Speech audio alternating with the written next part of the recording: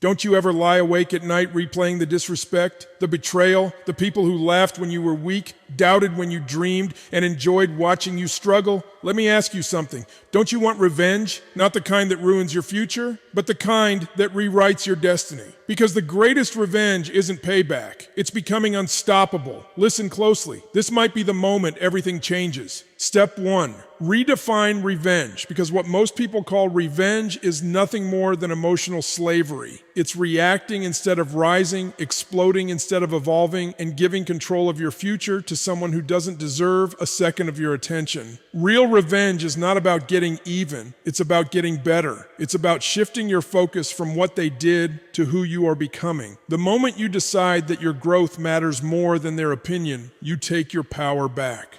Revenge stops being an act of destruction and becomes an act of creation, a commitment to build a life so strong that the past can no longer reach you. When you redefine revenge, you stop wasting energy on hatred and start investing it into mastery. Anger, betrayal, humiliation, these emotions don't disappear, but they change purpose. Instead of burning you from the inside, they become fuel for relentless action.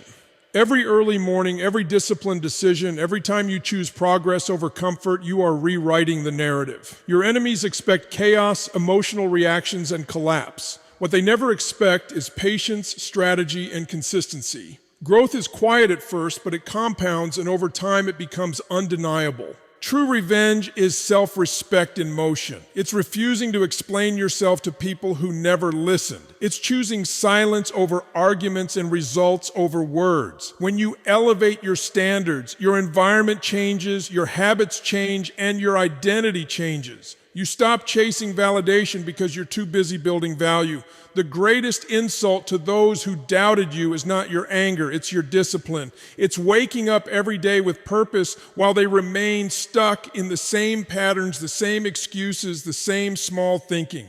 Redefining revenge also means understanding that winning doesn't require their downfall. It requires your evolution. You don't need them to fail for you to succeed. You just need to outgrow the version of yourself that once felt threatened by their opinions. As you rise, resentment fades, not because they were right, but because they no longer matter. Your success becomes your closure, your confidence becomes your shield, and your consistency becomes your quiet declaration that nothing they did was strong enough to stop you. Step 2, channel anger into power, because anger itself is not the problem. Uncontrolled anger is. Most people either suppress it until it poisons them from the inside or explode with it and destroy their own credibility. But when you learn how to direct anger with intention, it becomes one of the most powerful forces for transformation. Anger is energy, raw and intense, and energy must move somewhere. If you don't give it a direction, it will turn inward as self-doubt or outward as chaos.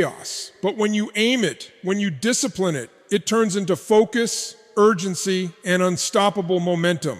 Think about what anger is really telling you. It's a signal that something matters, that a line was crossed, that you refuse to stay small or silent anymore. Instead of asking, "Why am I so angry?" ask, "What is this anger demanding from me?" Often, it's demanding growth, strength, and action. Every time you feel that surge in your chest, that tightening in your jaw, that fire in your mind, that is not a weakness. It's a call to rise. The difference between those who fail and those who dominate is not the absence of anger, but the presence of control. When anger is channeled into disciplined action, it sharpens your standards. You stop tolerating laziness in yourself. You stop accepting excuses. You move faster, train harder, think deeper, and commit fully. Anger can push you to show up on days when motivation disappears. It keeps you alert when comfort tries to lull you back into old habits. It reminds you of the moments you promised yourself you would never feel powerless again. Used correctly, anger becomes a daily reminder of who you refuse to be. The key is ritual and structure. You don't vent anger, you convert it. You put it into your work, your training, your learning, your preparation. Instead of reacting to people, you respond through results. Instead of proving a point with words, you prove it with consistency. Over time, anger stops feeling like chaos and starts feeling like controlled fire, steady, contained, and lethal in its effectiveness. What once felt overwhelming becomes clarity, and what once threatened to consume you becomes the very force that drives you forward at full speed. Step 3, silence the doubters with results, because arguing with skepticism only keeps you trapped at the level of noise.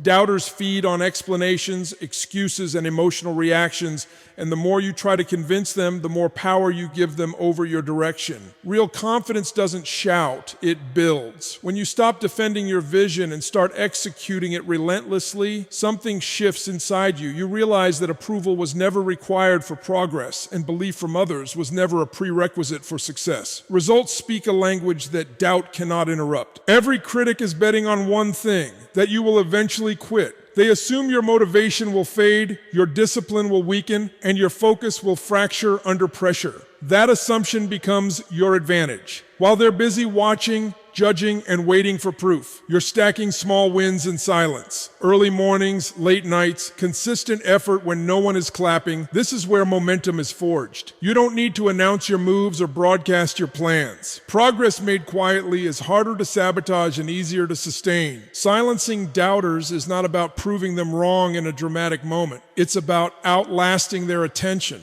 Most people don't have the patience to watch long-term growth, and they certainly don't have the discipline to replicate it. When you commit to daily improvement, even at an unglamorous pace, you begin to separate yourself. Habits compound, skills sharpen, and confidence becomes internal rather than borrowed. The opinions that once felt heavy start to feel irrelevant because your identity is no longer built on external validation. Results also change the dynamic of power. Conversations shift. The same voices that questioned you begin to listen differently, not because you demanded respect, but because consistency commanded it. There is a quiet authority that comes from following through on your promises to yourself. You walk differently, think differently, and operate with certainty because you've seen what happens when you don't quit. That certainty cannot be argued with or taken away. When you focus on results, you reclaim your time and energy. No more explaining, no more justifying, no more reacting. Every ounce of effort goes into building something real, something measurable, something undeniable. Over time, doubt loses its audience, criticism loses its influence, and your work stands alone, solid and unshakable, speaking for you in every room you're not even present in.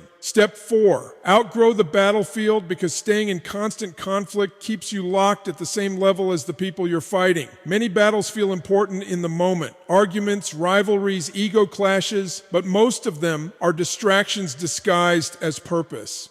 When your life revolves around proving something to others, you're still letting them set the terms of your focus.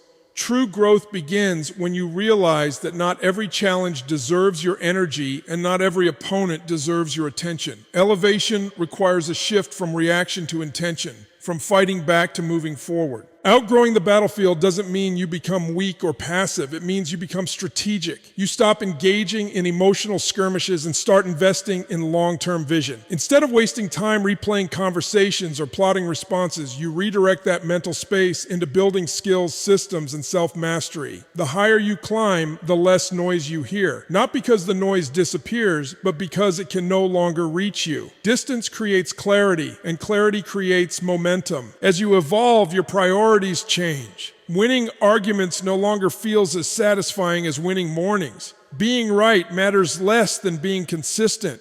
You begin to understand that the greatest victories are internal. Discipline over impulse, focus over distraction, patience over ego. The battlefield shrinks as your standards rise. What once triggered you now feels small, almost irrelevant, because you've developed the emotional strength to choose peace without surrendering ambition.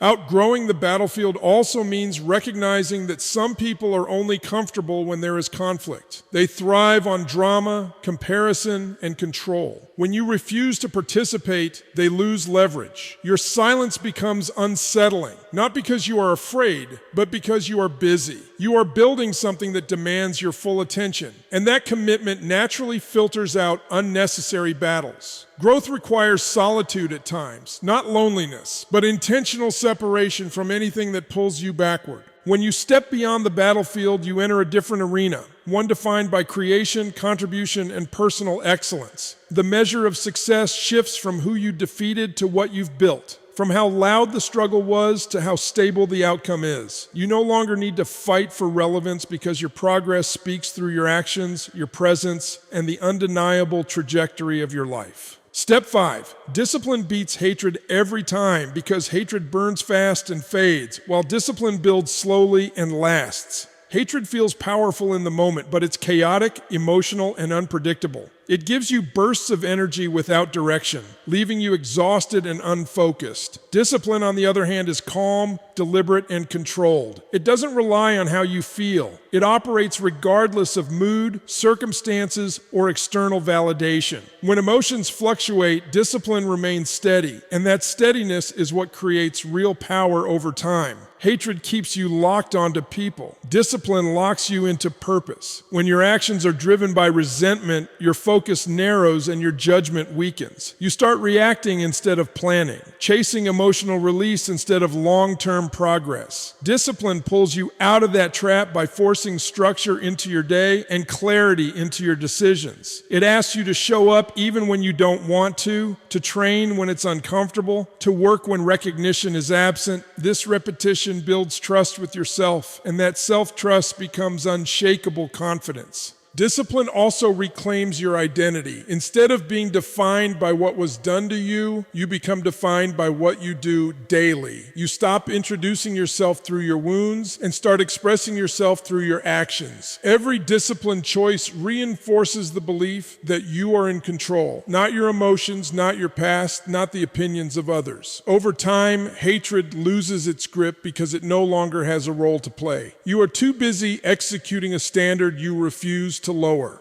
The real advantage of discipline is that it compounds quietly. No one applauds the early mornings, the boring routines, the uncomfortable repetitions, but those are the moments that shape character. While hatred looks for instant payoff, discipline invests in delayed results. That patience creates separation. It's what allows you to outlast others, to stay consistent when motivation disappears, and to keep moving forward when setbacks occur. As discipline strengthens, emotional reactions weaken. You no longer need anger to push you or resentment to motivate you. Your drive comes from commitment, from a clear sense of direction, from the standards you've set for yourself. What once felt personal becomes irrelevant, and what once fueled hatred becomes a reminder of how far you've come and how much control you now have over your own actions. Step 6. Become untouchable by building a foundation so strong that external chaos can no longer shake you. Being untouchable does not mean you avoid challenges or emotions. It means you stop being controlled by them. Most people are easily disrupted because their confidence depends on circumstances, opinions, or outcomes they can't fully control. When those things shift, they lose balance. Becoming untouchable requires developing an inner stability that holds firm regardless of praise or criticism, success, or setback. This level of strength is forged through self-mastery. You learn to regulate your emotions instead of letting them dictate your behavior. You pause before reacting, observe before responding, and choose actions that align with your long-term vision rather than short-term relief. Over time, this creates a calm intensity, a presence that feels grounded and deliberate. People may try to provoke you, undermine you, or distract you, but their efforts fail because they can't access your internal state.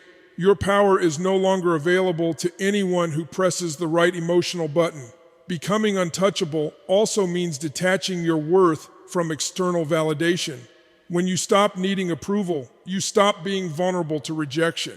You measure progress internally through discipline, integrity, and consistency. Wins and losses become data, not definitions. This mindset allows you to move forward without carrying emotional baggage from every interaction. You remain focused on what matters most, even when others are consumed by comparison, drama, or ego. Consistency plays a critical role in this transformation. Daily commitments to growth, health, learning, and execution create a sense of certainty that cannot be faked. You know what you're capable of because you've proven it to yourself repeatedly. That proof builds quiet confidence, the kind that doesn't need to announce itself. As your standards rise, fewer things have the power to disturb your peace. You stop negotiating with distractions and stop entertaining negativity. When you become untouchable, untouchable, life doesn't become easier, but you become stronger. Pressure no longer breaks you, it sharpens you. Criticism no longer defines you, it informs you. You move through challenges with composure and purpose, aware that no external force has authority over your mindset, your effort, or your direction because you've built an inner structure that stands firm no matter what happens around you.